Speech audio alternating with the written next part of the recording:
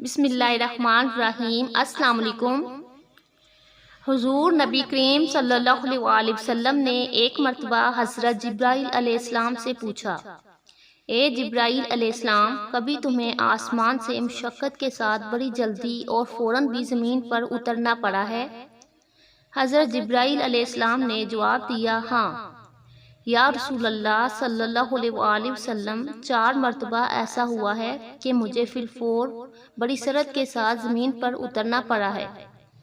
حضور نبی کریم صلی اللہ علیہ وسلم نے فرمایا، وہ 4 مرتبہ کس موقع پر؟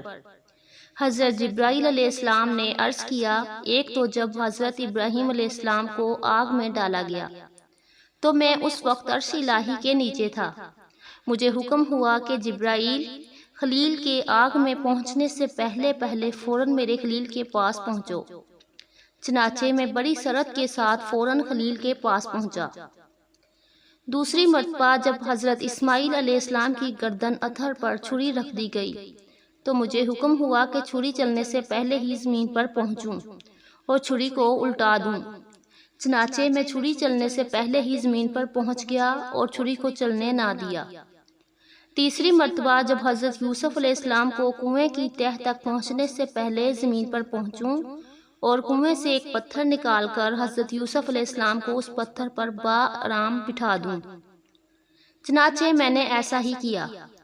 اور چوتھی مرتبہ یا رسول اللہ صلی اللہ علیہ وسلم، جبکہ کافروں نے حضور صلی اللہ علیہ وسلم کا دندان مبارک شہید کیا تو مجھے حکم الہی ہوا کہ میں فوراً زمین پر پہنچوں اور حضور صلی اللہ علیہ وسلم کے دندان مبارک کا خون زمین پر نہ گرنے دوں، اور زمین پر گرنے سے پہلے ہی میں وہ خون مبارک اپنے ہاتھوں میں لے لوں۔